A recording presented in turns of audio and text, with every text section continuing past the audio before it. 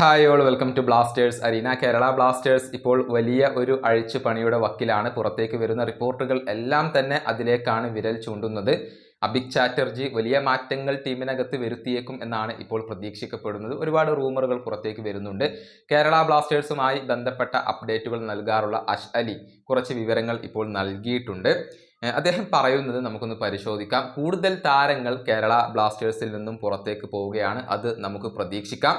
പക്ഷെ ചില താരങ്ങളുടെ കാര്യത്തിൽ ആശങ്ക വേണ്ട, 3 താരങ്ങളുടെ കാര്യത്തിൽ യാതൊരുവിധ പേടിയും വേണ്ട എന്നാണ് ഇദ്ദേഹം പറഞ്ഞിട്ടുള്ളത്. കോറു സിംഗ്, വിപിൻ മോഹനൻ, അതുപോലെ തന്നെ ബികാഷ് യുംനം, ഈ 3 പേരെയും ക്ലബ്ബ് കൈവിടാൻ ഉദ്ദേശിക്കുന്നില്ല. ഇത്തരത്തിലുള്ള യുവതാരങ്ങളെ കൈവിടാൻ ഉദ്ദേശിക്കുന്നില്ല എന്നാണ് അഷ് അലി പറഞ്ഞിട്ടുള്ളത്.